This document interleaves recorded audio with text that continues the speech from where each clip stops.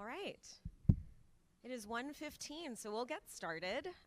Thanks for being here, everybody. My name is Ashley Pollard. I am a digital inclusion manager in the Office of Innovation and Technology at the city. And I'm excited to moderate this panel, this brilliant group of folks today. I will quickly introduce who they are, and then we'll kind of give you an outline of how we're structuring this. We've got, to my immediate left here, Emily from Vietlead. We've got Bill Bronson from Comcast and Ryan Johnston from Next Century Cities. And Emily Tran, my apologies. So before we jump in, quick sort of check in with the group here. Who today, before today, knew what ACP was? Okay, so we got a good group of folks here. Okay. What about, has anybody helped someone sign up for ACP? You've assisted with an application. Okay, great. How many folks in here have in some way advocated for its renewal, or wrote a letter, or spoke about the importance of it, or told a neighbor to contact your congressperson? Okay, good group of folks. Okay, so it doesn't seem like we have too many newbies to ACP, and it was introduced earlier today. So today we're really going to be talking about policy around ACP. Obviously, people are wondering, what's next? What if it runs out? What do we do? But we'll also talk about some challenges on the ground, locally, success stories. And I think what is important to take away from this is that even if we're at a funding cliff and looking at a difficult situation next year, I think that from this panel, you will hear a lot of incredible lessons learned about partnership, about building trust, about building capacity of organizations to do this work in the future, regardless of the future of ACP. So that is my hope for you all as a takeaway. Before we jump in, a little bit of an outline. I will talk a little bit about my work in ACP at the city. We will jump in and hear from each of our panelists about their work locally and at a national level. And then we'll do some, kind of general round robin questions, and we will make sure to leave space and time for Q&A from you all. So myself, I mentioned I work at the city in OIT, and really ACP has been a part of our work as it relates most directly to PHL Connected, which I believe Stephanie Costa earlier this morning in her remarks mentioned this program. It was the city's program to provide free internet connections to school-aged households during the pandemic. And we were philanthropically supported with local partners for 3 years. And that third year just ended at the end of July this summer. And so at the end of last year, we had to think about how do we sustain this work, and how do we ensure that the work that we did to connect these families doesn't just disappear? An interesting and parallel question that we're having now with ACP. At that time, our response was ACP. Well, there's this federal subsidy that could offer folks up to $30 off of their monthly bill. This would be a great transition moment for PHL Connected households into a continued subsidy for their internet access. And so over the last year, the city has worked with a number of partners across Philadelphia, across different sectors, including some of the folks on this panel, some of the organizations in our communities, to do phone banking, to do ACP sign-up events in person, to do text banking, emails, to spread awareness about ACP, because as we heard earlier, one of the greatest barriers to ACP is awareness of the program. So we spent the last year really raising that awareness. And a couple of quick stats in Philadelphia. Right now, over 171,000 households in Philadelphia are connected to ACP, which is pretty tremendous. But that's just under half of the eligible households that could be connected to ACP. Again, you will hear a lot about the lessons learned and the great successes to bring us to that point. But obviously, there's a lot more work that can be done, a lot more households that can be supported with this. So as we talk today, you'll hear, as I said, about policy, about on-the-ground partnerships, the actual work of supporting folks with enrollment into this benefit.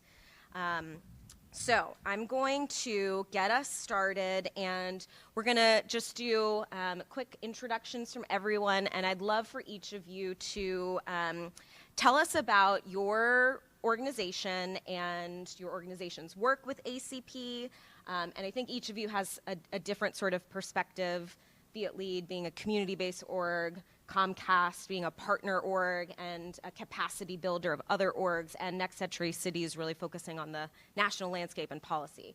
So we'll start with Emily and pass it down. Yeah, of course. Yes. Thank you. Hi, everyone. My name is Emily Tran, and I'm a senior projects manager at Vietlead. We are a community-based organization working with Southeast Asian and Vietnamese communities in Philadelphia and South Jersey, working to build power among immigrants and refugees who are predominantly working class. Vietlead has a variety of programs spanning from civic empowerment to city farming to youth political development to anti-deportation work. And I'm involved in the team that does a lot of work with elders, with workers, helping folks access public benefits and patient navigation. So we're pretty new to ACP work, actually. We started at the end of last year with a pilot opportunity from one of our voter registration turned COVID turned ACP funders, and their goal was during the pandemic was to use tactics like phone banking, text banking, lit dropping to combat misinformation and disinformation about vaccines and about the pandemic.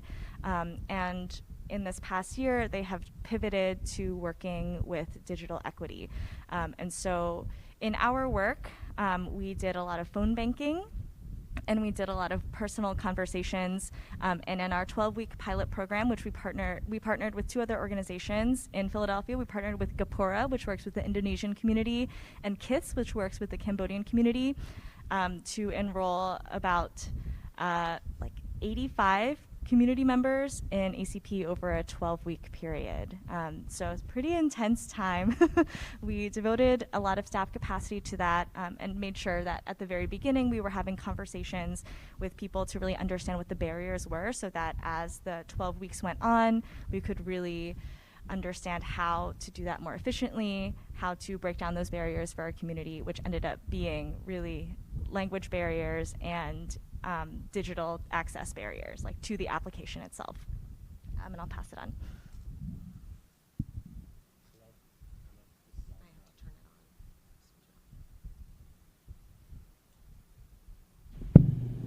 There we go.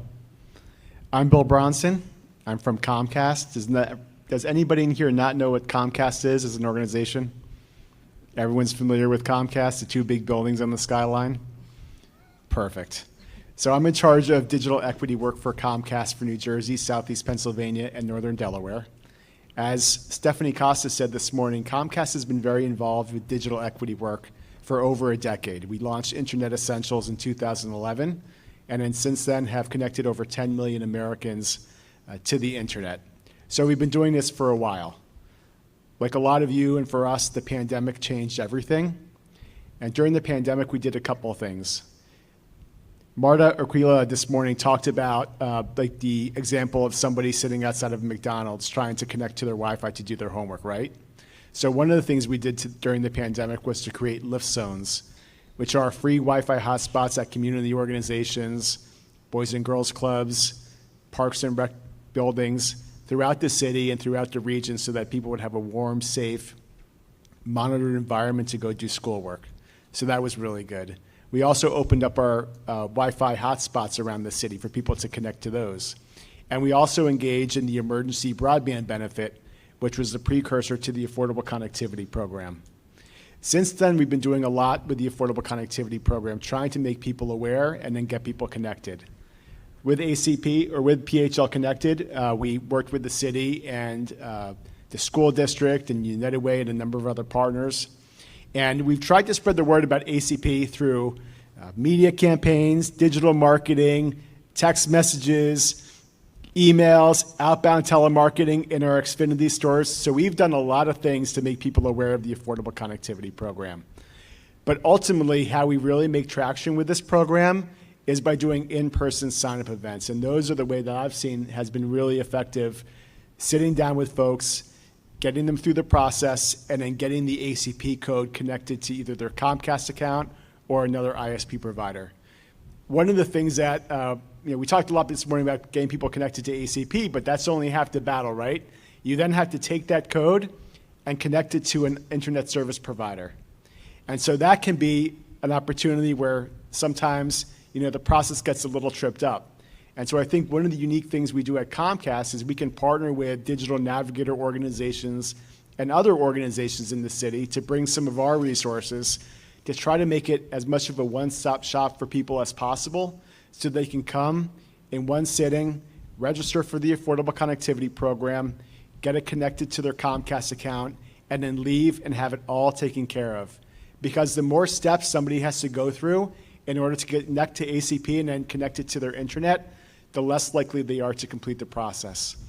And so we've done these events with organizations like CMAC, Beyond Literacy, Concilio, Congresso. We were just at Hopeful last night. Hey, Trish. And you know what? At some of these events, we connect 4, 5, or 6 people.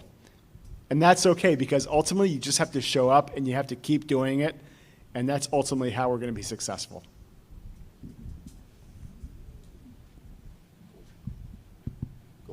Hi, everybody.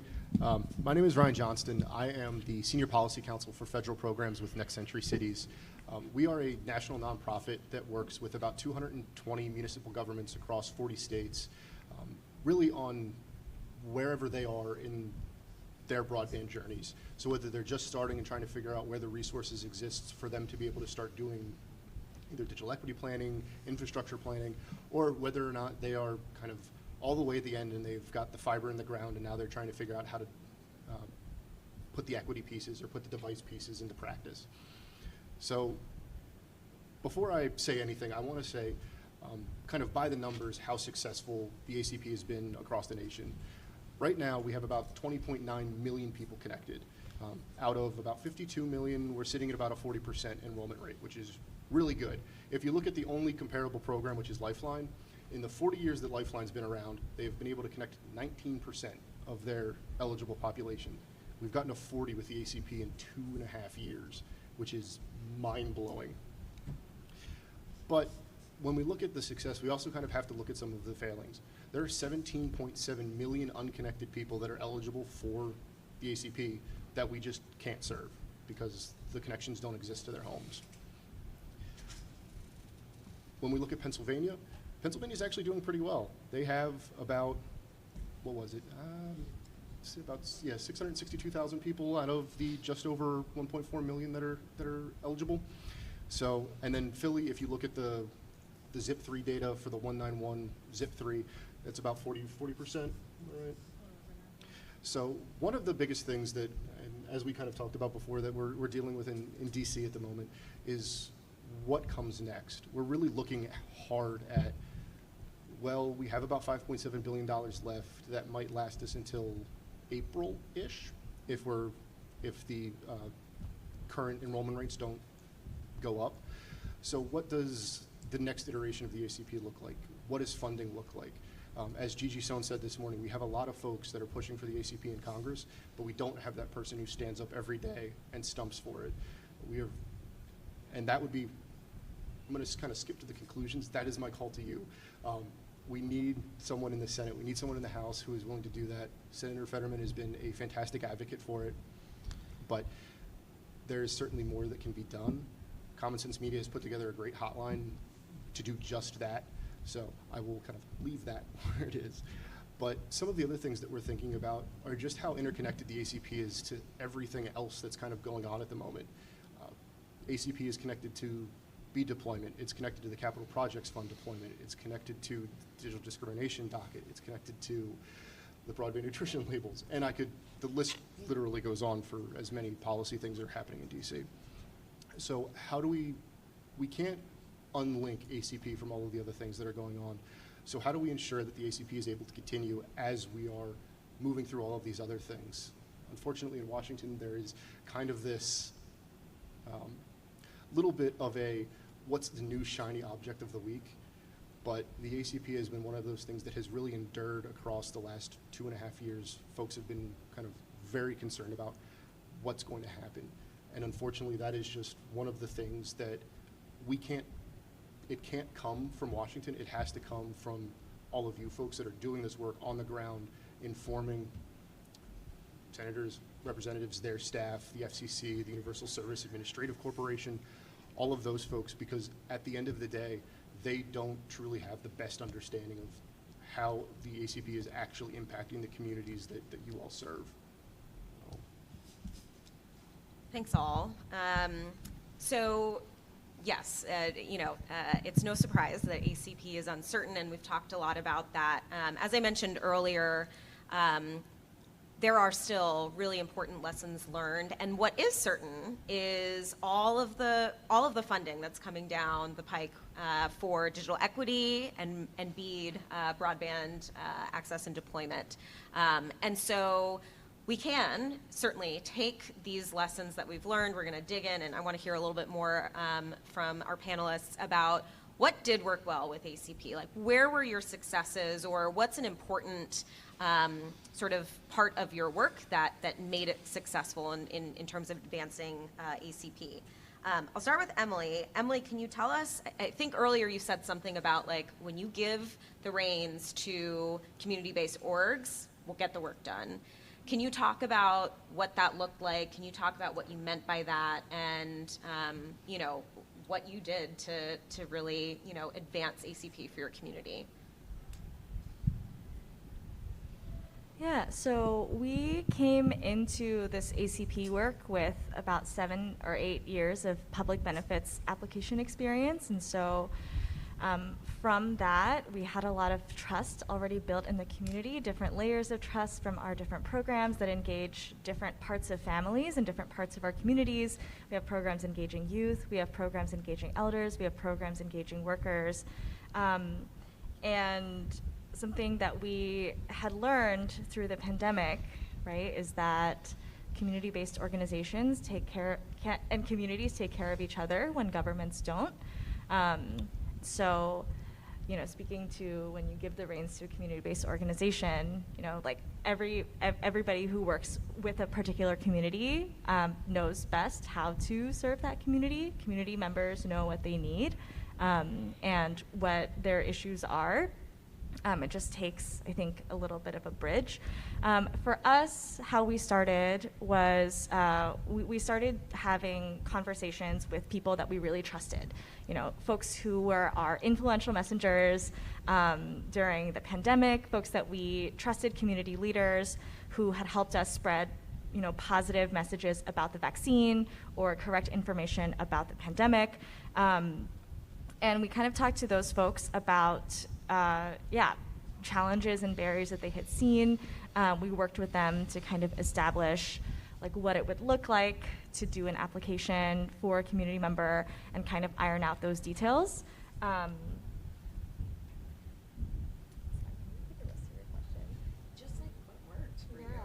And so I think for us, what worked was really getting those perspectives and having one-on-one conversations with folks, just understanding that it does take a personal touch for us. That's something that we learned throughout the pandemic. And I think accompanying that with those broad-based outreach tactics, with phone banking, with text banking, with doing broad-based outreach at local community centers, at temples where people actually were. I think the two of those tactics together really helped us bring ACP to our community, helped folks have ACP on the brain so that when, even if they didn't know that they wanted to submit an application, they could still reference that back, understanding that they knew us and they knew the work that we did for the community. And I think that was really helpful. Thanks, Emily. Bill, can you tell us about what you've done, you specifically, especially? I've seen Bill around all over Philly at different events, talking about ACP, signing folks up. But Bill's also not always alone. There are partnerships that you're working through. So what has been successful, or what are some of the highlights that you've seen when you've been out and about talking about ACP, signing folks up for ACP? Well, I think it's just starting with being humble and recognizing that there are groups like Vietlead that are much closer to the community and have the trust of the community to allow people to come in and be receptive to be signed up for the Affordable Connectivity Program. We heard this morning that some people are reticent to sign up for ACP because the government is involved. And it shocks and pains me to say this. I don't know if I even want to say it. But some people, not everybody, but some people are reticent about doing business with Comcast, especially the population that's eligible for the Affordable Connectivity Program. And so people may not want to walk into an Xfinity store and work with somebody to sign up for ACP. By the way, they can. 4 stores in Philadelphia, 36 in the region. But we do find we are more successful when we are partnering with people in the community to do these events. And that, I think, is what has been successful. I'm going to give a little plug here. We have an organization, you've noticed 2 gentlemen in yellow shirts. They're from Locust Street Group, which is a public affairs grassroots firm we're working with to go and help do these signups at different events. And so if you want someone to come to an event you have at a church, food bank, blood bank, they will go where people are and work with them in the language that they speak. And so will we. So, I will come back to the theme of I said earlier of in-person sign-up events and digital navigation. You just have to do it. It works so much better with this population when you're sitting next to somebody. You can open up the computer, have a conversation with them, say, here's what the application is going to look like. Here's what might go wrong in the application. If this happens, here's what we're going to do to fix it. And here are the next steps. And build that trust with them in that conversation and walk them through the process. And by the way, from a Comcast perspective, if you have a question about your bill or you're concerned about this or that, or you want to know what you're paying, we can do that too, because we have people there at the event who are equipped to do that as well. So that's what I've seen to be successful, and that's what we're going to continue doing as long as the program is available and operational. Thanks, Bill. So I've heard a lot about trust, partnerships, working to meet folks where they are, and in a safe and comfortable environment, familiar environment as well. Ryan, at Next Century Cities, I think you've done a lot to think about the efficacy of the work and looking at data, transparency. There are a lot of, it's a new program, right? There are a lot of data points to track. Can you talk about the work that you and Next Century Cities have done as far as sort of understanding, like, where are we, how are we moving the needle, how do we stay accountable, how do we assess and understand the work that we've done? Yeah, so I think the biggest piece of this is that because this program is so new, we are actually always we're still in the data collection phase of like how successful it's been. Like, yes, we have some good estimates of enrollment data from the Universal Service Administrative Corporation, which is the folks that actually administer the program. FCC kind of rates. That better? Okay, I'll just lean down here. So you got the loud one. But so one of the things that we're kind of constantly working on is trying to work with the FCC and USAC to make sure that the information that they're passing along is actually accurate. So when we look at what the data that USAC puts out is, they are generally kind of on the back end of what enrollment data looks like. They have a pretty good understanding of how many folks are enrolled in the program, who's asking for money, what those claims look like. But at the same time, they often look at the checks that they've written and not the checks that they've cashed. So we have an understanding that maybe USAC's number might be a little higher for how much funding is remaining. Maybe their numbers for people that are enrolled are a little higher because they see who's opted into or who's applied for the NLAD or the database that ACP eligibility is confirmed through, and not necessarily who's followed through with that second step of the application. And kind of unfortunately, back about 6-8 months ago, the FCC undertook a rulemaking, which they called the ACP Data Transparency Program, where they were looking at collecting data from all of the folks that are involved with the program. That rulemaking kind of finished up, and what we ended up with was some aggregate level data that can kind of give you a generalized picture of what ACP looks like in a community, but you don't have, a house by house, you don't have an exact number, you don't have a lot of demographic information contained in that FCC data collection. So one of the things that we are constantly trying to work with our members and other municipal governments that we partner with is, hey, if you're working to help people get signed up and you have the ability to track that information, those are things that are incredibly useful to show success down to the very granular level. Because we can say that, oh, there's 662,000 people in Pennsylvania that are enrolled, but that doesn't tell us a whole lot past just that number. We don't know where those people are, or really where those people are located. We don't know what maybe racial or income-based lines that we're drawing. We really just have kind of an idea. And I think if we really want to show success for this program, we need to make sure we have as clear and as accurate data as possible. And I will plug Common Sense Media and the Institute for Local Self-Reliance, because they have two wonderful dashboards on this kind of very thing. So check these out if you're interested. Can I say one more thing about digital navigation? Kind of piggyback off of that. So different organizations do different things very well. So Toby Dichter, you work with senior citizens a lot, and they, signing up them is very different than signing up maybe another organization in South Philadelphia that's working with a different population. I was at an event with CMAC, and we had people who came up and spoke Arabic and Pashto and Indonesian and Khmer and Bhutanese. I took 2 semesters of Latin in high school, and I'm pretty sure I flunked, if I remember correctly. There's no way I could assist all these people, but there are people in that community who are familiar with those populations who can. And if we can support them in their effort, that's very, very important. Thank you. This uncertainty feels like it might be a pivot point, right? We've done a lot of work from EBB to ACP. Now we're at this moment where we're advocating. Let's say we're successful. Let's say ACP is renewed.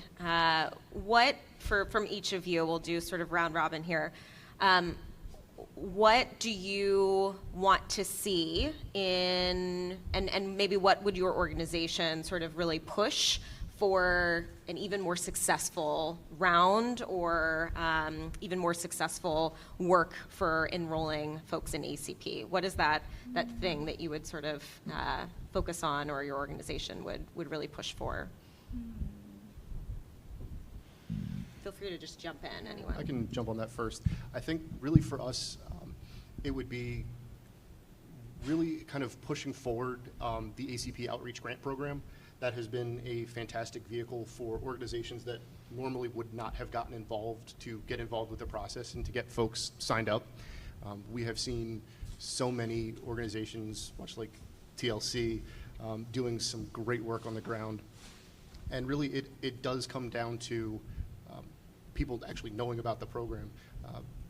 Benton did a study earlier this year, and they found out that about 50% of the people that are eligible for the program didn't actually know it existed. So the more that we can push that out into the world, and the more that we can get the resources to help people get signed up, the more successful the program's going to be. I just wish that the ACP Outreach Grant Program would have started just a little sooner. So because Comcast is an internet service provider, we require a special certification from the government in order to sit next to somebody and sign them up for ACP.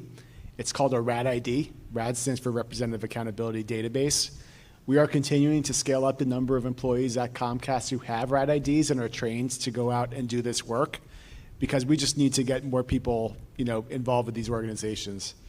I think we also continue to work on operational efficiencies with how the Comcast systems and ACP interact, and hope that there will continue to be more operational efficiencies at the ACP level. And I'll give you an example. different people from different parts of the world have different naming structures. Not everybody like me is Bill Bronson. You know, people have 2 first names or 2 last names, or it just looks different. Or maybe someone's last name is hyphenated, but on their driver's license, but then on their social security statement, it's not hyphenated, it's just kind of put together. Believe it or not, those little issues that seem small can trip up someone's application to the Affordable Connectivity Program. And so I get that the application is trying to do 2 things, right? One, it's trying to be easy enough to encourage a lot of people to apply, but 2, they have to figure out a way to generate accountability and prevent fraud. And I'm sure the government is trying to work that balance, but I just like to see it, I love to see it where those types of hiccups and glitches don't tank somebody's application, because sometimes you only get one shot. If somebody tries and it doesn't work out, they're much less likely to take off work or find their children daycare in order to come again. Finally, there's one other operational efficiency I'd love to see in the Affordable Connectivity Program. The School District of Philadelphia is a Provision 2 school, which means that every child is eligible for the National School Lunch Program. I'd love to see in the ACP application where if you are a Philadelphia resident and your child is participating in the School District of Philadelphia, then it'll automatically approve you like it does if you're participating in SNAP and Medicaid. Because again, if somebody has to go back and get a letter from the school or the school district and then scan it and then come back again, you're going to lose 50% of those people. You have to make it as easy as possible for people to do it within the limited resources of time that they have. Yeah, I was also going to talk about operational efficiency. I think in the report that our funder put out for the pilot program, there were 5 organizations taking part in this pilot program for 12 weeks. And they did find that for organizations working with folks in languages other than English, it pretty much doubled the time that it took to complete an application. For us, our average time from start to finish, getting someone in the door to final enrollment took about 4 or 5 contacts. It's like 4 or 5 in-person meetings in about an hour. And I think that comes down to issues with data matching. A lot of times, folks who were already enrolled in Medicaid, SNAP, and Social Security could not immediately get in on their first try. There were a lot of issues for us with USAC, trying to get documents approved. Folks were rejecting like Medicaid approval letters saying things like, oh, this benefit statement says that, says this person's marital status on there, and it's not supposed to say that, And so I think I would love for there to be a little bit more care in how people can approach the application, thinking about what different barriers that people have to go through, and just to make it as easy as possible. I think one of our subgrantees. The third thing I'd say is that I would certainly invite anyone who's in this room who's actually doing the on-the-ground work to come and talk to me, come and talk to anybody at Next Century Cities, Andy Stutzman, our new executive director, because we want to make sure that your story is getting told. If you don't necessarily have the resources to do that yourselves, we are happy to be that outlet, and we're happy to be that resource and that partner for you. So please don't hesitate to ever reach out to us, and I'm happy to share any of my contact information with folks. Thank you all. Heard a lot about partnership, trust, opportunities for improvement, some challenges and successes along the way. I think what stands out to me, not just about this work on ACP, but about the conference and everybody sort of gathering together, is that there's a community of folks that are doing this work and doing it together, and we want to work together and share. I think someone earlier on the introductory panel said that, maybe it was Francella, who said that, there's no one star of this work, right? The work gets done and is achieved when we come together and bring our strengths together, and that's why partnerships are so critical to this kind of work. So we are all here as a resource, and we hope that you're taking this opportunity as well to bounce ideas off of one another, share resources, get ideas, ask questions. And so we will turn it over to you now for some Q&A. I think we've got a good bit of time, 20 minutes maybe, for some questions, or comments, ideas, suggestions. What is on your mind? Yeah. I was aware of the program. I keep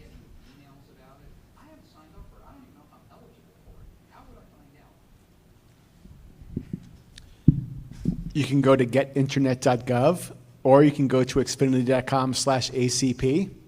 Xfinity.com is obviously the Comcast website. Getinternet.gov is the corporate website. But you can find on both locations a full list of criteria to see if you're eligible. Our funder, oh wow, this one's loud.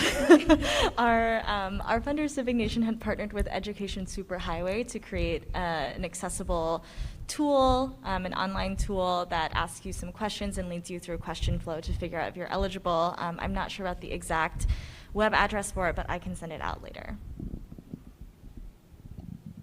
I think they covered everything, unless you want me to like rattle off the eligibility criteria.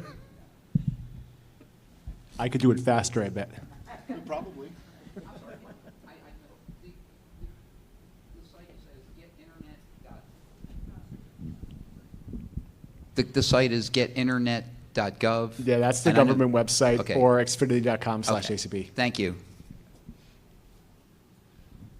And for TLC's part, I'll make sure that we share all these resources with everybody after the conference, too.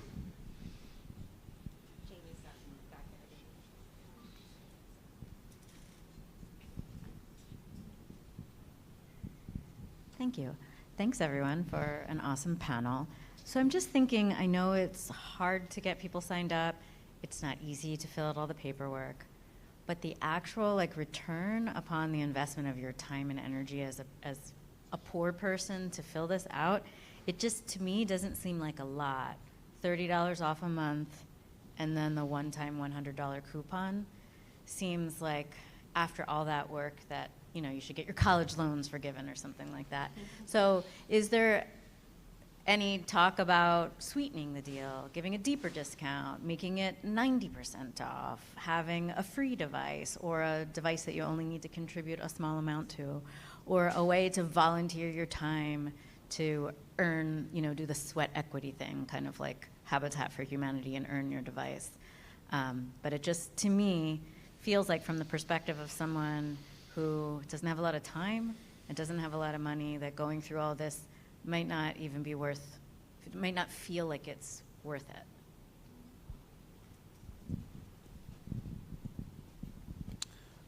So for Comcast, with Internet Essentials and Internet Essentials Plus, those are very intentionally priced so that with that $30 ACP benefit, a household can get really good, high-quality broadband and pay nothing per month.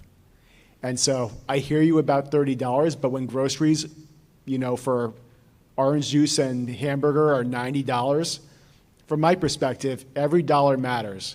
And to be able to get a home broadband connection and effectively pay nothing is pretty good.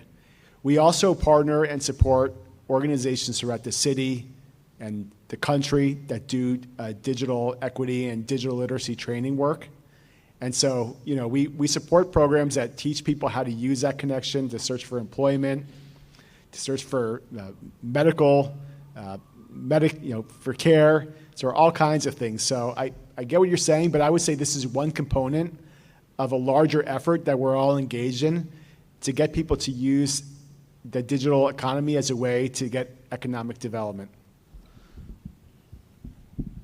And I'll say, for the part of our members, the value proposition is not just about getting that one person connected. It's about having their entire communities get online.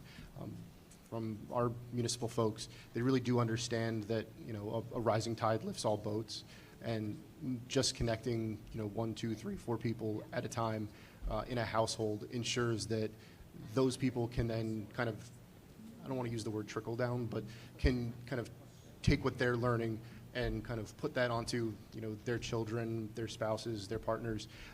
Really, it does kind of benefit the entire household, and the more people we can get signed up for this, the easier it is to kind of spread that throughout a community. I just want to say I'm on the same page. We've definitely worked with community members who are like, why am I coming back here 4 or 5 times? I have a full-time job. I have a family to take care of. I have all of these things going on in my life. And, it comes down to making the application better on the back end, right? So that data matching, folks who, right, are already on Medicaid, already on food stamps, already receiving Social Security, their children are receiving free lunch, right? That those applications go through a lot easier. I think for us, there have been some circumstances where it was really worth it for somebody. I can think of, right, like an elder who was really isolated and was able to connect to his family back in Vietnam because he was able to get online. I'm thinking of a family whose child attends Temple University. They live in South Philadelphia, and they had three school-age children, all needing to use the internet at a low broadband. And so one of their children were having to commute every day, like on the weekends, to Temple to get access to free internet. And so hearing from those folks, that in the end it was worth it. But I do agree, I think there does need to be something to make it easier, more accessible, to make it so that people feel like it's worth their time, right? The value is getting the community connected, but I do really understand that it feels really hard when you are having to go back and forth with so many documents, having them rejected multiple times, having data matching that doesn't work, right? So yeah, hear you, and yes. Also remember that if you're in the program for a year, that's $360. So it does add up. But I agree with you. You're talking about the $30 a month benefit versus the time to register, right? And that's the balance. So the easier we make it to register, the more valuable the program becomes. And again, I've done registrations where it's been very quick, and we've had them in and out in 25 minutes. And that's what we try to do. It doesn't always happen, but that's what we try to do. But I also think that's where the pre-work comes in, right? If you have a conversation with somebody before they actually come in and say, this is the documentation you need, here's what might happen with a process, here's what might not, you're kind of setting up, you're setting expectations of what it might look like, and they're probably more likely to follow through in the end. And one thing I'll say about making it easier on the back end, there's only 22 states that have their SNAP databases hooked up to USAC to do that automatic enrollment. I don't actually know if Pennsylvania is one of them. We're supposed to be. We are. It's at least worked for me in Pennsylvania. Okay. Well, then Pennsylvania is not one of them, or is one of them, which is good. But there's still 27 states that aren't, which would make it a lot easier for the folks that are in those states. I can do math. Yes, I just wanted to make a comment about that, and then I had a question. So when the Digital Equity Act was signed, the Biden administration got together with, I think it was about 200 broadband carriers that basically agreed to provide an ACP affordable type of account that would give you total free internet. So I think Comcast signed on to the letter. There are a couple other what we call EITCs in Pennsylvania that signed on. But what that letter said was, you will give free internet and accept this $30 discount for free home internet. But the problem is that some of the EITCs, eligible telecommunication companies, upsell, where they don't want to give you, they just want to give you a discount. They don't want to give you a package that's 100 megabytes or 300 megabytes. There are some folks, and I think, as William was saying, that you all have a plan that actually funds a person where they can get actually free internet. We do. Yes. And by the way, Internet Essentials has been $9.95 since it began in 2011. We don't pull people into the Internet Essentials program and then raise the price on them 4 or 5 months later. We don't hard sell them. Right. Internet Essentials is a very special program for us. We've kept it very consistent, and we plan to keep it consistent for just that reason. Right. If somebody's enrolled in ACP and they have Internet Essentials or IE Plus for Comcast, they should pay nothing for their internet and be able to have that as long as the Affordable Connectivity Program continues and they're eligible. Right. But and that's what I was saying. But the difficulty for digital navigators is when you get on the phone with a carrier that, say, Comcast isn't in your area, and you're trying to get a client signed up, they want what we call upsell, where they just want to give a discount. And so then we have to use our techniques to basically say, no, you've signed on as a broadband carrier that will provide a package that will just accept the $30. But that's where we spend 40% of our time, or I say 40 minutes of our registration time, trying to get folks approved. Which leads me to my next question to you, Ryan.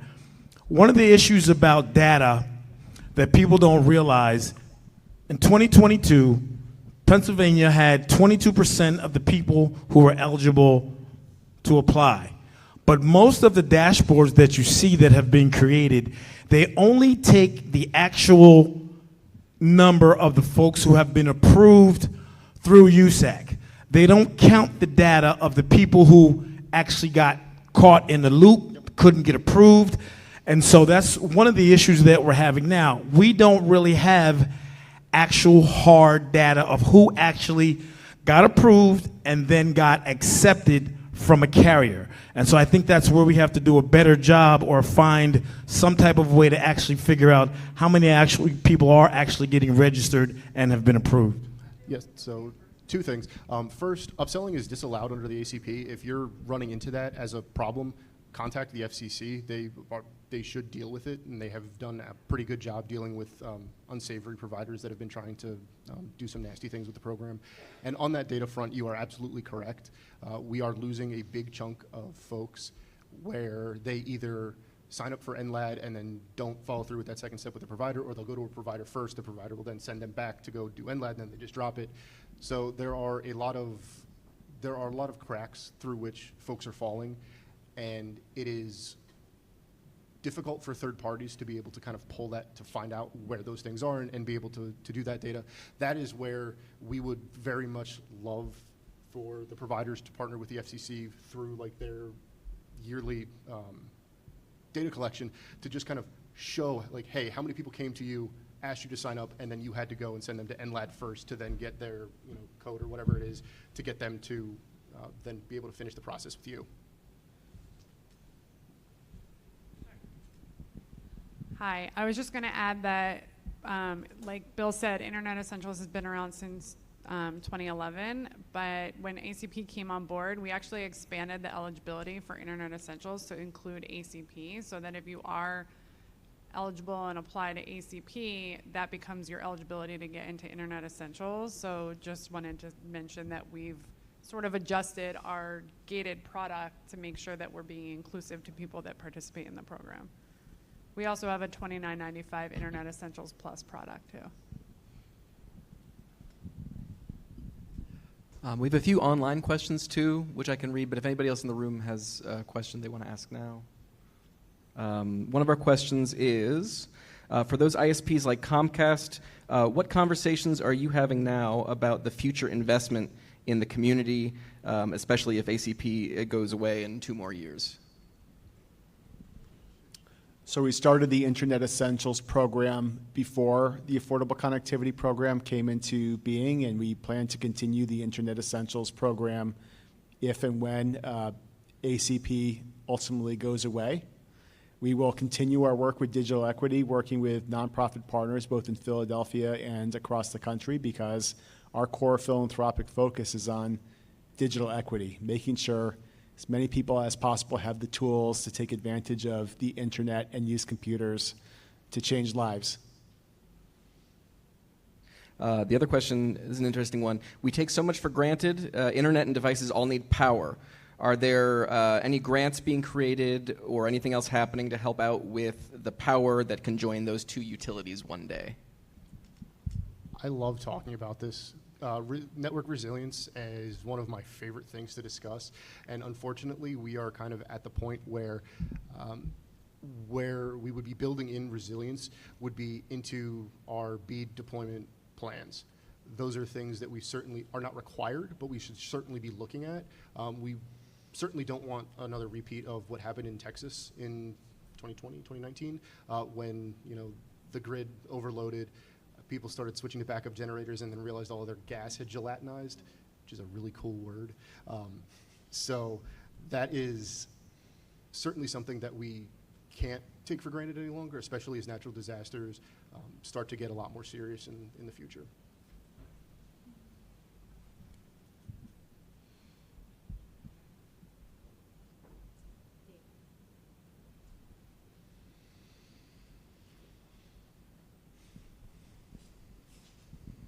Thank you all. You've talked about quantitative data, and I wonder if any of you, not to ask what it is, although you may want to end on that, what's the impact? Do you have any qualitative data where it has actually changed lives and made a difference? That's very powerful when you go to Washington. We love qualitative data at Comcast. Here's another pitch. If any of you have worked with a client and ACP has changed their lives, please tell us. I've worked with so many organizations that have so many great clients who've benefited from the Affordable Connectivity Program. I'll go back to CMAC. Yesterday, we had an event where one of the clients shared their story. She was from a country where she was discriminated against. She came to the United States as a refugee. She was, physically abused by her husband and left him, and was really left living in South Philadelphia with almost nothing, and was just despondent. And she connected with CMAC. She got access to the internet through Internet Essentials and the Affordable Connectivity Program, and started taking digital literacy training programs. She got employed. She was able to get a car, and she was able to start rebuilding her life.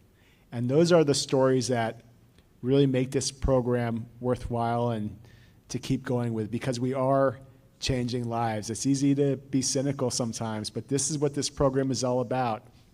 It's about allowing people to get a new job, see their children who live far away, have their children be able to research a term paper on the internet. All these things that people might not be able to do, or might not be able to do with just a cell phone. If people are walking around with just a cell phone, you can't write a term paper on a cell phone. It's hard to write a resume on a cell phone and apply for a job. You need that home broadband connection. That's what the Affordable Connectivity Program is about. It's why we're passionate about it, and it's why we designate or dedicate the resources that we do toward it. And on our side, I kind of really enjoy it because my fiance is a therapist, so she deals directly in the ACP and telehealth, and so many of her clients actually wouldn't be able to see her, see their doctors. Many of them are suffering from long COVID and the unfortunate mental side effects that come with that, and wouldn't be able to see their families, don't have the energy to kind of get out of the house and do things. So really the ACP is not just being not just a lifeline to kind of the digital world, but it's a lifeline to the rest of the world as well, like Bill just said. And I'll take a page out of Dr. Christopher Ali, his book at Penn State University. Qualitative data is data. Don't let anybody tell you that it's not, because that storytelling is almost as impactful as a statistic. Yeah, I think where I can add is just, in the community that we work with folks that were refugees to this country and folks that are newer immigrants. Really definitely having access to the internet is having access to community, is having access to folks on the other side of the world who folks might not be able to connect with otherwise. And so it has been really powerful for us to see elders coming out of isolation, elders being able to connect with their family members in different countries or in different states. And so I think that's been something that has felt really impactful for me to see.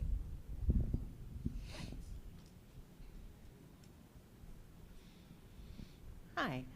So this question is, I guess I don't need to stand, more so for Comcast in terms of like proactive outreach. And so this might be a little of an odd question, but I'm wondering, like from the production side of things, does Comcast, out of maybe putting something in the bill, reach out to clients who essentially whose service keeps getting shut off because they're not making the payments, right? I think about people who, maybe they're employed, they lost their job, now you can't afford internet. I've been in that situation, and your service is getting cut off, and it feels like, okay, it seems like there's a group of people there who maybe really can't afford internet and keep the cyclical turning it off, turning it on, and is there like a proactive way where when Comcast is calling you and saying that your bill is past due or your service is due to be shut off, that there's a companion message about eligibility for this affordability program? We do companion messages. We have to be careful about what we do and say around the Affordable Connectivity Program due to FCC regulations, but I'll give you an example of a way we've partnered with other organizations to do something similar to what you're talking about. Ashley before talked about PHL Connected. which was a partnership between the city and Comcast and the school district and United Way at the beginning of the pandemic. There were 20,000 residents in Philadelphia who were connected through through PHL Connected, and that program sunsetted in August. July 31st. Thank you, Ashley. So that program sunsetted, right? So those people are going to start getting internet bills. And they may not even understand why they're getting an internet bill. Or if they get it, they're just going to say, I'm not going to pay, and we'll see what happens, right? So we have done a lot in partnership, again, with those other stakeholders to inform those folks that this program has sunsetted. You need to get on the Affordable Connectivity Program in order to continue getting that free service. All those things I reeled off at the beginning. Media campaigns, digital, outbound telemarketing where it makes sense. I know sometimes we hate getting telemarketing calls, but hopefully this was a good one. And then working with partners like folks in this room and other people who were here today to reach out to their clientele to say, hey, you need to take action here because starting in August or starting in October, November, December, you're going to start getting more and more bills saying, hey, why haven't you switched over yet? And we don't want to see your account go into arrears or something happen there. So we do outreach where it makes sense, and certainly in compliance within the terms of the Affordable Connectivity Program. And can I just add one thing? When you are signing someone up for the Affordable Connectivity Program, if their account happens to be in arrears with a certain provider, that is not a barrier to them getting signed up. And I believe the ACP also has an anti-shutoff provision in it, so that way, if someone is getting that $30 and they're paying 10, 20, whatever, even if they fall behind on that, they are not supposed to be shut off. Okay. We're at time. It's 2:17. We thank you so much for joining us this afternoon to talk about ACP, its challenges, some successes, and hopefully you walked away with a little nugget of hope or of action, or wondering, hey, am I eligible for ACP? So thank you for joining. Thank you for your questions. Please keep them coming. We're here. We want to continue to partner, learn, and work together. Thank you all.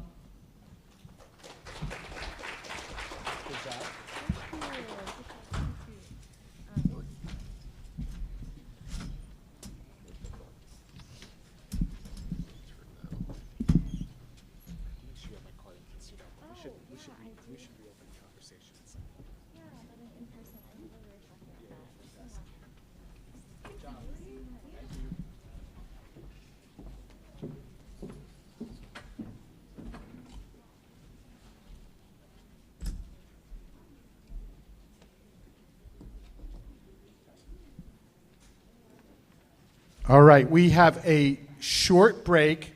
Please grab a beverage, stretch your legs, take a selfie photo and post it on the internet, but don't go too far because we're coming back for a terrific closing session at 2:30.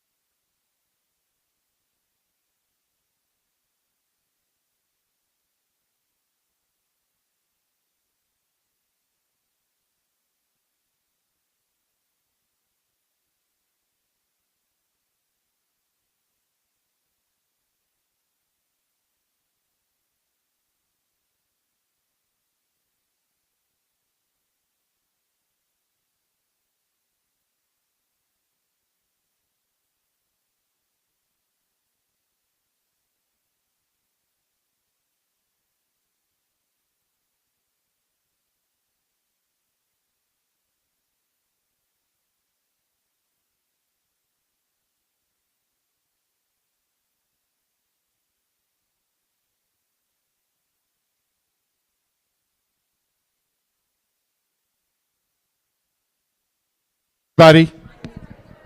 I found the loud mic. This is a 2-minute warning that we're going to resume the conference in 2 minutes or less. So please grab a beverage, grab your friends out in the hallway, and let's try to find a seat. Has anyone lost a set of Bluetooth earbuds? There's in a blue case. It's a unique case, a pair of USB earbuds. All you have to do is tell me the company name on the case, and they're yours. We have lost and found. We have some earbuds up here if anyone lost those.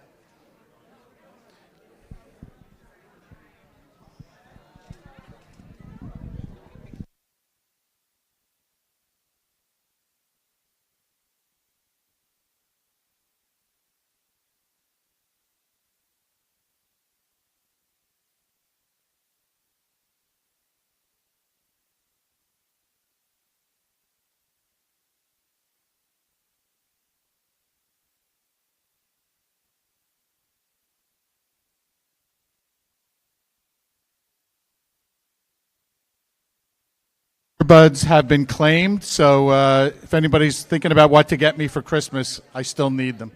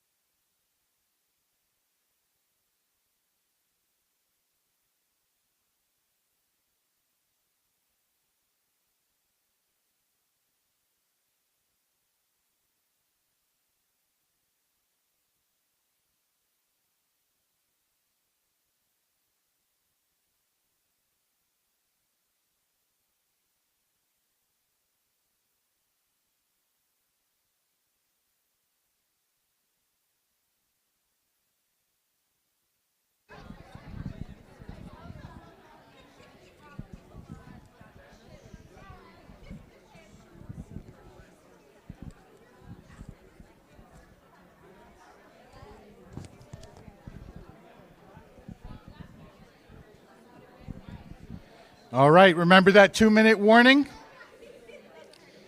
I think our 2 minutes are up. Welcome back from our afternoon breakout sessions. I was here for the ACP session, which was very interesting. I trust that those of you who wandered down the hallway to the other sessions found them as interesting as well. Were the breakout sessions any good? Come on, we're looking for signs of life here late in the afternoon. All right. Well, we are going to finish our conference on a very strong note. We're going to have a great session on advancing digital equity in the Commonwealth of Pennsylvania. This is an exciting opportunity for all of us to contribute to the state's digital equity planning process. Our speaker this afternoon is Kirsten Compitello, National Broadband Digital Equity Director at Michael Baker International. In her role, Kirsten leverages more than 15 years of experience in the urban planning industry, as well as building community-oriented systems through public engagement, visual storytelling, and smart policy to enhance digital equity and inclusion in the broadband industry. Please join me and everyone at TLC in welcoming Kirsten Compitello.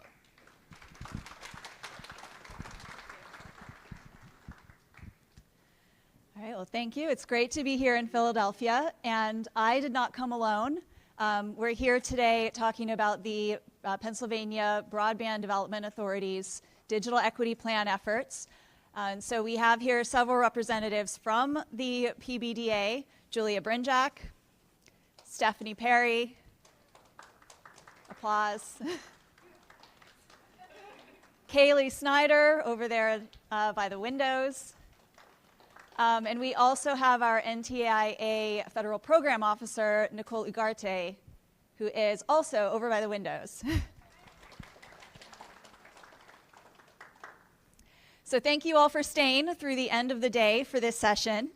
We have planned a collaborative, as you can see, collaborative whole event exercise to encourage and allow all of you to participate in this effort to build a vision and to plan for digital equity in Pennsylvania.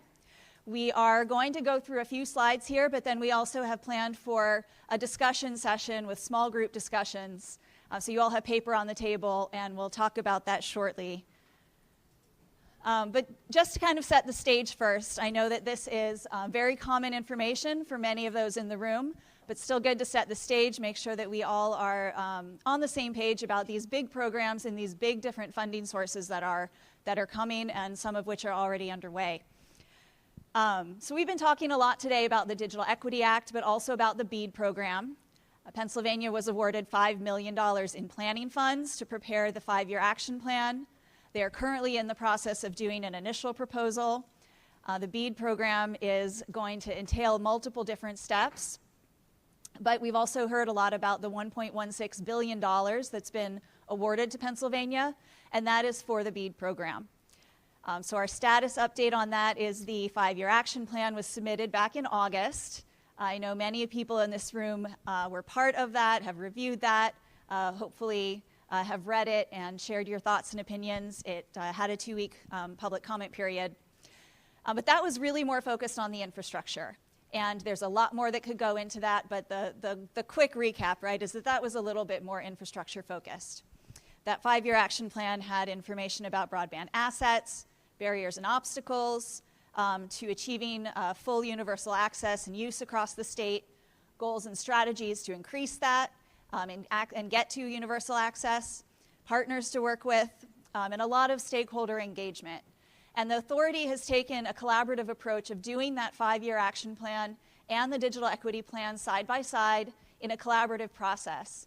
So we'll talk a little bit about what some of that stakeholder engagement was, but hopefully you all have seen or attended some of those events as well, and they were done collaboratively. So a lot of the stakeholder engagement that's been done for the 5-year action plan was also seeking input and stories from residents related to digital equity as well. So in addition to the funding for the 5-year action plan, Pennsylvania was also awarded money for a statewide digital equity plan. And that's what we're going to talk about a little bit more today, because this is currently in development. We are in plan development phases. We've been very busy, and the PBDA team has been very busy. And we are looking to have a pre-final in November. It will go into a public comment period over the holidays. I'm sure that's what everyone is looking to spend their holidays doing. And then it will be delivered to the NTIA in January. The digital equity plan will also have an asset inventory, but this is not as much about infrastructure. This is more about all of you in this room and the many others who are not in this room, but who are also involved in programs and services that help residents meaningfully connect and gain the skills and the assistance that they need. its programs, its resources, its staff capacity. It will include information about the needs and barriers that we've heard from community residents, and it will include goals and strategies, and that's what we're going to talk about a little bit more today. And as well as finally, it will certainly include information about partners to work with in implementing projects and programs. And this we've talked about a lot today. This is not news to anyone in this room that digital equity is not a single focus. It is not a single piece. There are many different components built into it, and it does cover some of the key categories here of access to broadband service, access to devices, affordability, digital skills and training, and also technical assistance, knowing that those needs, they don't end the first time somebody logs onto a computer. They don't end the first time they get a computer. Ongoing technical assistance is also needed. And it touches many other things, many other aspects of the work that some of you may also be doing. We have to think about the capacity to be able to run the programs that you do, how much capacity your organizations and services need, workforce development to support those programs, pilot projects to test out and launch new programs, funding needs, and ways to share resources. These are all big things that have been discussed today and that we've heard a lot repeatedly through the community engagement and the focus groups and the roundtables that have been held over the past few months. So after the digital equity plan is completed, what comes next? There are funding sources coming next year. We are looking to have a capacity grant that will be administered by the PBDA that will be available to implement the goals and strategies identified in the digital equity plan. And there will also be a competitive grant that will be issued at a federal level by the NTIA that will be available for many of those same activities, but not limited to Pennsylvania only. So that's why they call it competitive. You can imagine it'll be a little bit more competitive. We don't know more details about those yet. The guidelines haven't been released. We don't know exactly when those programs will open, but we know that they are coming. And that is an amazing thing in and of itself, to be creating a plan like this and to know that there are implementation funds already allocated, already planned for that will be coming. So that is a good place to be, even though we're waiting on the specifics of the details. So the timeline of plan development, we did want to give an update on exactly where we're at now and the steps that we're looking forward to in the next few weeks and months. Hopefully all of you are prepared to participate in that public comment period. A lot of the community engagement that I mentioned, it started back in June. We have done a series of community conversations in counties around the state. We have done a series of roundtables. One was in person and the others were virtual, to hear from particular interest groups, particular sectors. We've met with local officials, government officials. We have met with certain representatives of covered populations. We have met with we did a workforce roundtable and also one with internet service providers. Those roundtables were focused on, again, both the BEAD and the digital equity programs. And then throughout the end of August and into September, the Broadband Authority also conducted a series of focus groups that were in-person meetings with residents across the state who represent each of those 8 covered populations. There has been a public survey, and I know some of you have picked up the paper version of that today. We have more. If anyone has not taken it yet and would like to, please let myself or one of the PBDA members know. We have plenty of those paper surveys. It closes today. It closes tomorrow, actually. We correct that. It closes tomorrow. But if you are taking a paper survey, please get it back to us today so we can process it for you. It is available also online, only through tomorrow. It's been open through June, and we've gotten really good responses from that. And then we also had a digital equity provider questionnaire that sought more detailed information from some of the organizations and practitioners around the state. All of that has been really helpful in developing the plan. And as you can see here, we have the kind of updates on, high-level updates on the status of different components of this plan. We've been working very closely with the PBDA as well as with the core planning team that they identified. We've been working through different chapters of the plan. We are going to be delivering it to them at the end of October and on just after Thanksgiving. So we let everyone get through Thanksgiving without any reading to do. The Monday after Thanksgiving, the public comment period will open. And that draft plan will be in public comment for your review and review from all of the residents that you wish to share this with. We hope that it is widely shared and viewed. That'll be open for 3 weeks until January 7th, which will give us a little time in January to make edits and submit it at the end of the month.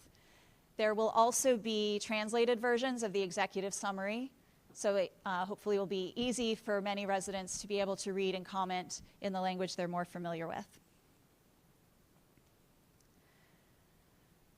Now, I'm not going to go through all of the information on this. This is also on the authority's website. But we did want to give a snapshot. And we've had many co-hosts and organizations across the state who have helped make this come true.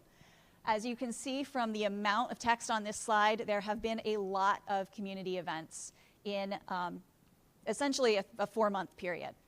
We've had the survey open since June, again, and we've had community events, in-person events that have had our planning team from Michael Baker, but also staff members from the authority, driving all across the state to be in all of these different communities, having conversations with residents, hosting roundtables, and having focus group meetings.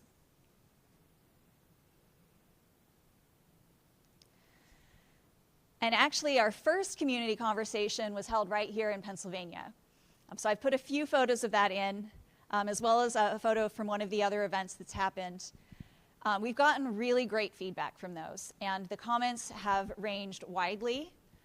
The last breakout session that was in this room, for those who were in that, talked a little bit about the qualitative data and the value of storytelling, and it is incredibly valuable. There are things that simply do not show up in statewide data sets, but are incredibly valuable when you hear them directly from residents. The challenges that people face, the things that they use the internet for, the things they would use it for, the impact that it can have on their lives if only they had better access, or the impact it already has on their lives that illustrates the opportunities available when internet is there and reliable and affordable, and the opportunities that are lost for those that don't have access to that.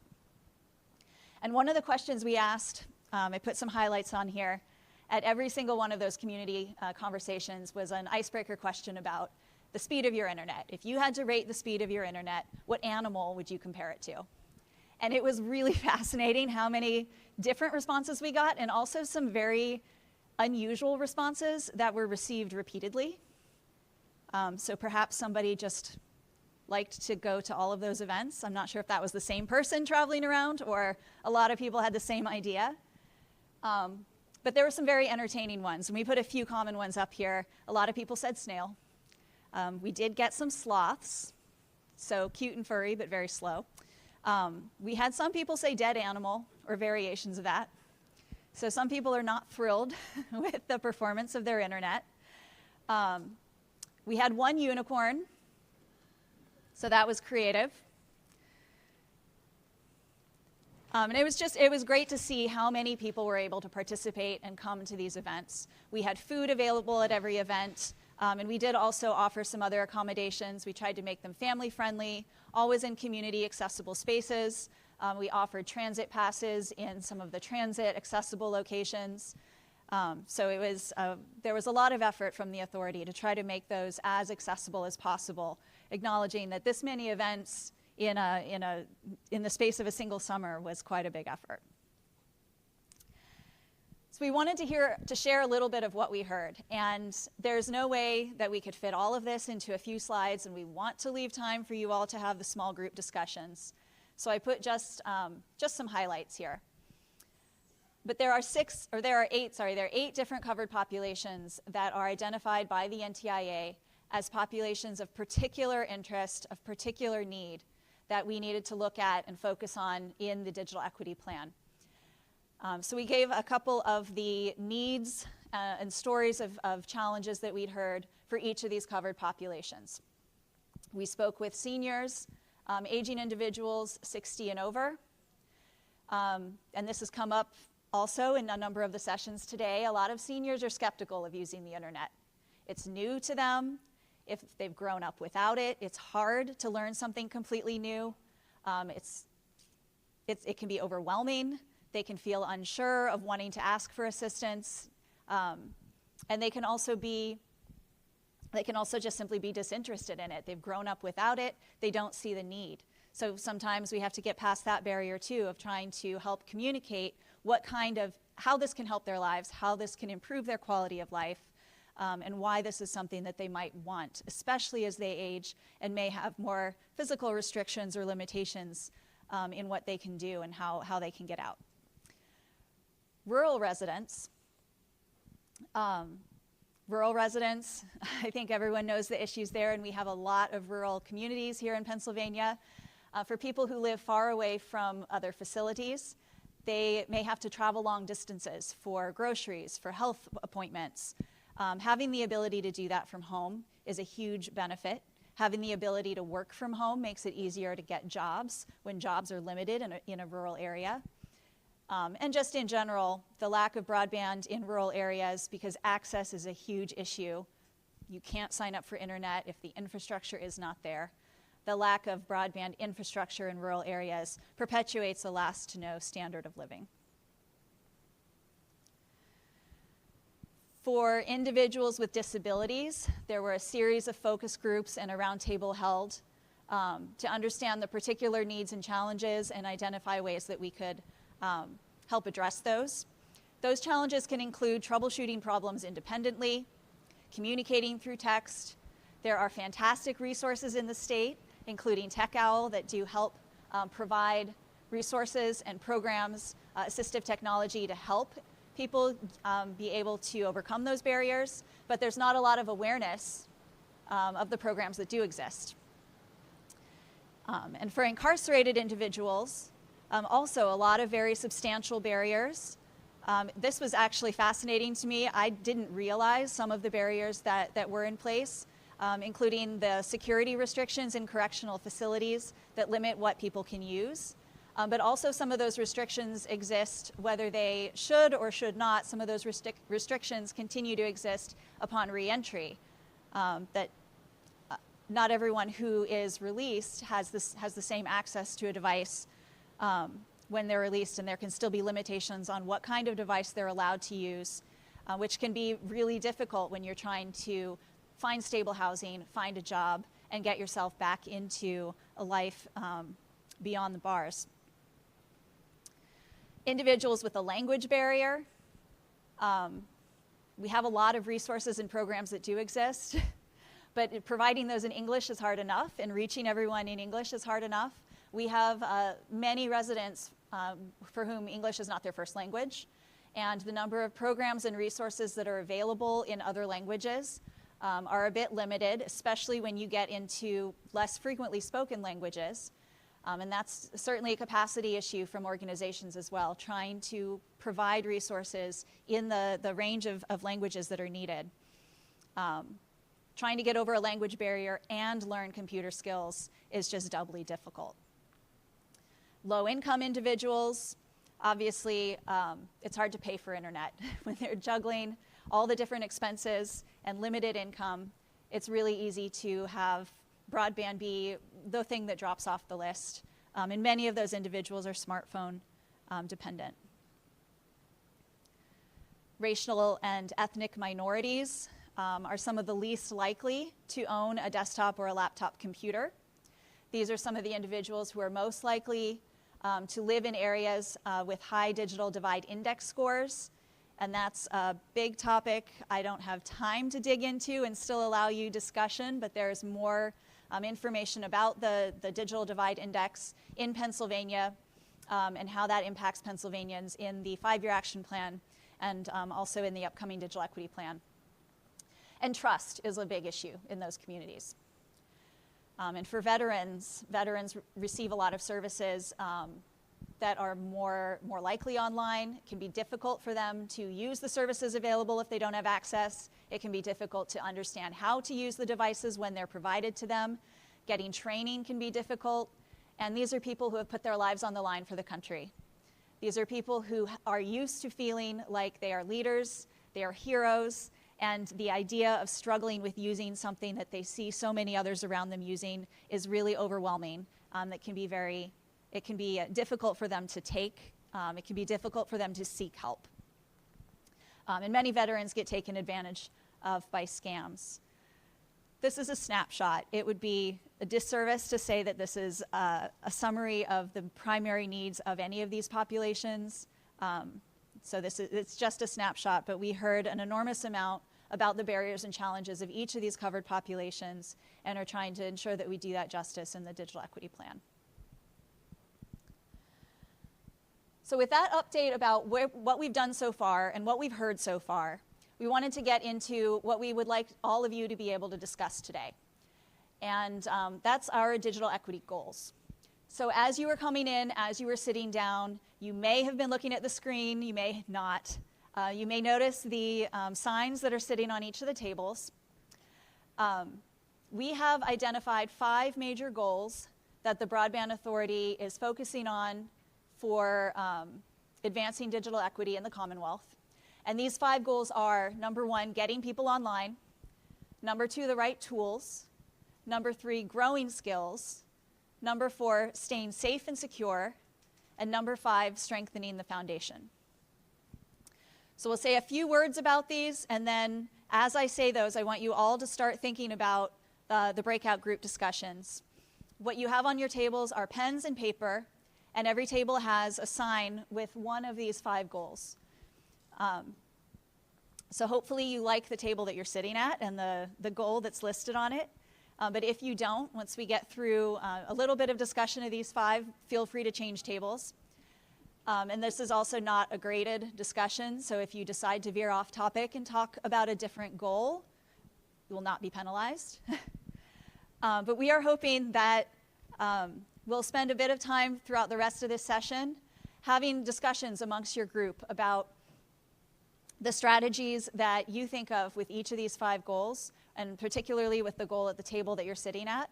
What are some of the strategies that would help achieve this goal? What are the ways that you would like to see that play out in your community and some of the outcomes that you would like to see? So number 1, and this is kind of where we're thinking about it, but we would love to hear throughout the small group discussions any further ideas you have about what this means to you. Right now, number 1, what this means to us is it's about access, getting people online. This is about how we connect people to the Affordable Connectivity Program and help them afford the internet. It's about ensuring low-cost subscriptions are available. It's about investing in public Wi-Fi. It's about investing in community anchor institutions.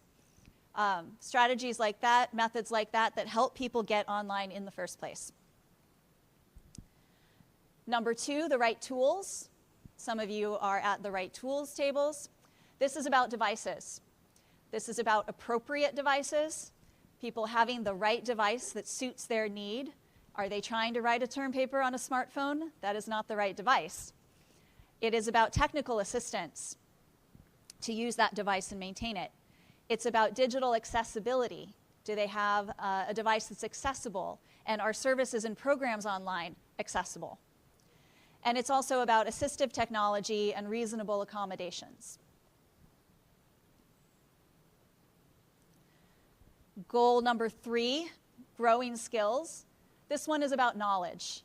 This is about, do people know how to use their devices? Do they know how to use the internet? Do they know how to do common activities and the activities they need to do online?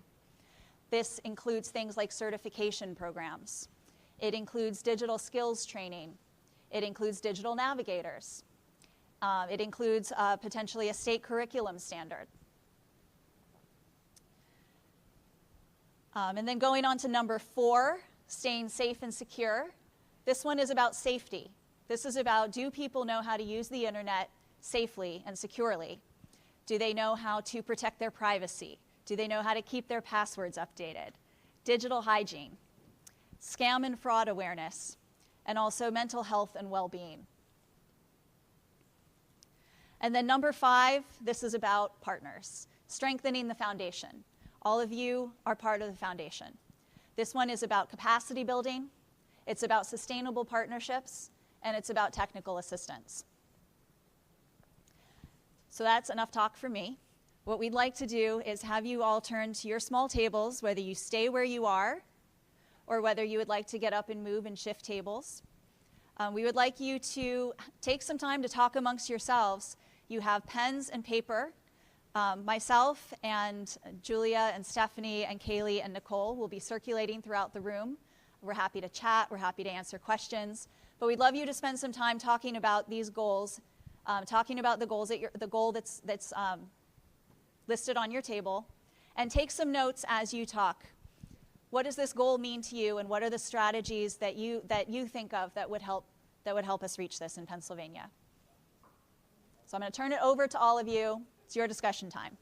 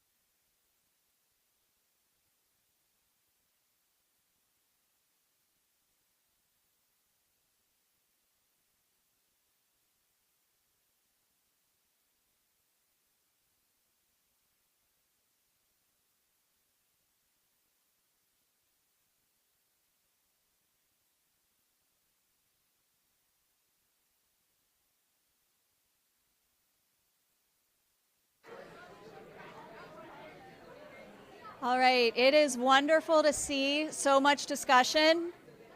How about 2-minute warning? So we can make sure that we pass this back to Kate on time for closing comments. 2 more minutes or so, and then we'll do a quick wrap up.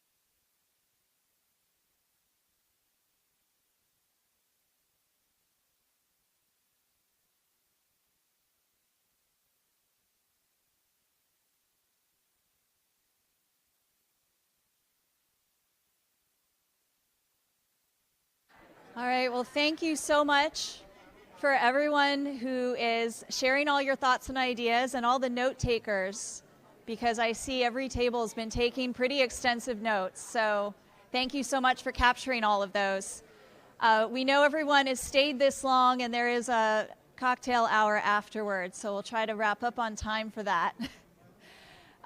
We're not going to take the time to go through every single table because we have a very full room.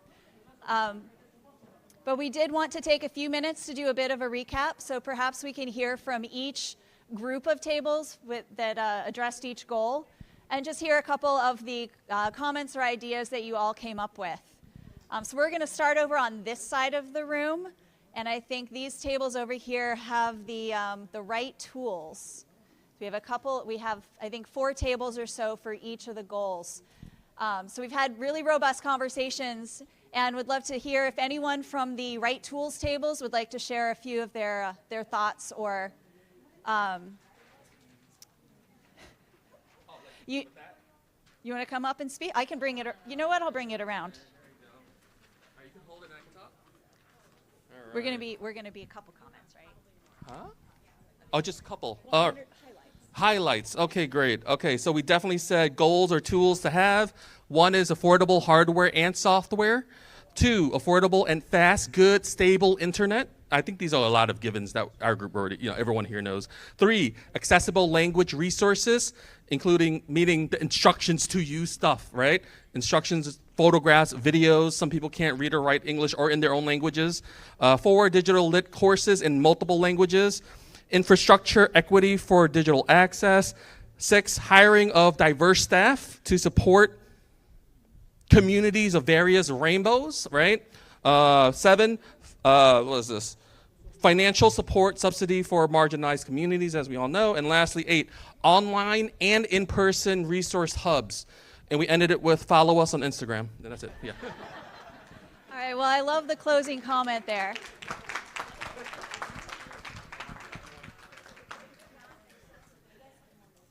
And I will circulate so the mic comes to you all. For getting people online, we have a few tables here. Anybody have some highlights to share?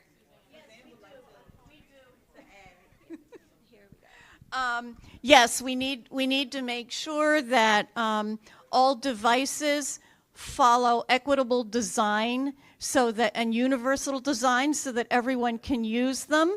That means that you can't have just like a flat panel screen with no way for people with disabilities to access. You've got to have accessible interfaces that everyone can use. You have to make sure that in order to use the FAQs on any given device, you don't have to know how to use the machine in order to do it.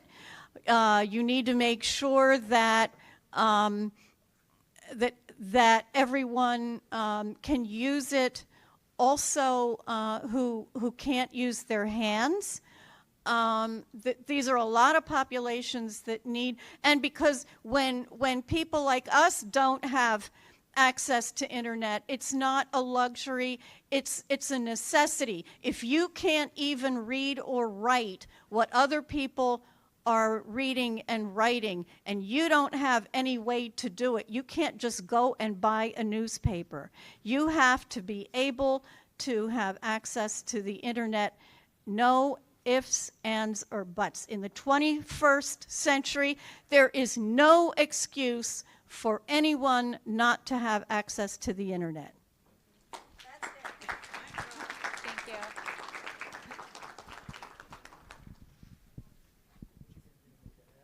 Okay, what about maybe one or two highlights from getting people online? Do we have a volunteer? Over here? In addition to the two populations we just heard about, which were non-English speaking and disabled, after we discussed who is not online and why they are not online, once we figured out the why they weren't online, additional ones would be to publicize the availability of tools that teach newbies with major radio campaigns, create awareness of assistive technology plugins and tools and resources such as TechOwl, have PSAs on radio and TV for targeted radio stations in low-income areas, build digital skill awareness of non-text elements such as YouTube into literacy classes, and for the masses of hidden illiterate, publicize that you don't have to read in order to use the internet, that there are voice activated and visual, and use telehealth as an example to motivate for the rural community, and use the middle mile must be funded. Thank you.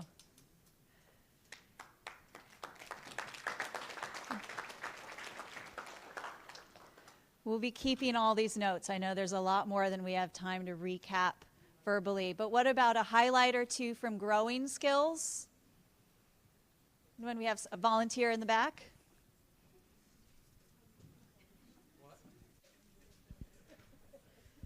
Good afternoon, everyone. Okay, so ours is growing skills.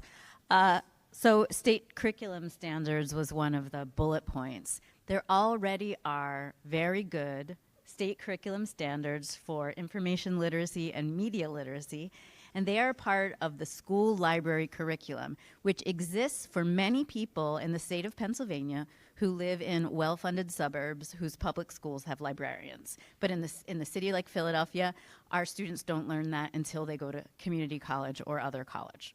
So we want to just make that more equitable. Put a school librarian in every school, in every public school, and your students will learn media literacy, information literacy, health literacy, and they're not going to be falling for fake news and other scams. Okay, for digital navigators, we need to make digital navigation a higher paying job. So digital navigators make it an attractive job with a family sustaining wage. If the Pennsylvania state is doing this, make it a PA state federal job with federal bennies, and then people will be really excited about that, and you're already gonna get rid of your issue of how you promote digital navigators. Well, everybody will know that's a good job that you get from the state.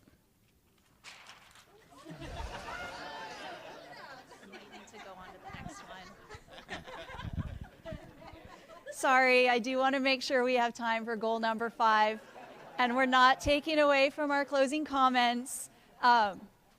Strengthening the foundation. Last comments here. Do we have a highlight or two? We have a volunteer. Yes. It's going to be fast, too. So one of the things we said was lobbying our city officials, our elected officials for more money, because all of these are great, but they can't function if we don't have any money. Addressing questions with neighbors and community. Is it safe, the internet that we put in the neighborhood? And just collaborating with low-income neighbors to assess the needs in the neighborhood, and community oversight for free devices such as the cell phones and the tablets that they've been distributing all over Philadelphia. We want to have some oversight right now, and there's no government oversight on it.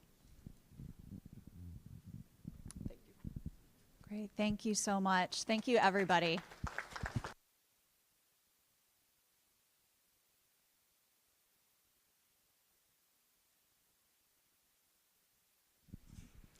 Okay, I'm going to come up to the stage to make the closing comments because I am now the only thing standing between you and refreshments.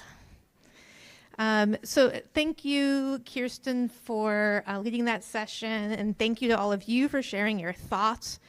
I think it's really exciting and unique that we've had the chance to contribute to the state's digital equity plan today. And so, wow, what a day. I hope that you all are leaving today feeling as inspired as I am. It was a full day, and I am personally really thankful for all of you for coming out today and for all of the work that you do year round. And so I'd like to ask us all to stop right now and give yourselves a round of applause for all the great work that you do. I do want to really quickly mention, for those of you who were inspired by today's conversation and want to be more involved in what's going on statewide and as the state develops its plans, we do have a statewide digital equity coalition. We're still getting the website materials up, but feel free to send me a note or come and talk to me if you're interested in getting involved in that. There's a lot of really exciting momentum going to work with the state to both support digital equity community here in Philadelphia as well as across the state, so that there is an opportunity for that.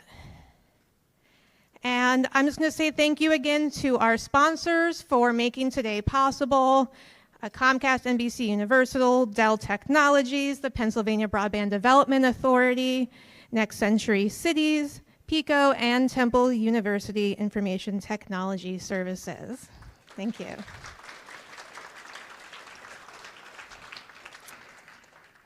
And now, thanks to Comcast for sponsoring, we have a happy hour for all of you, so you can enjoy some seasonal snacks, grab a drink, and chat with your colleagues. So thank you all.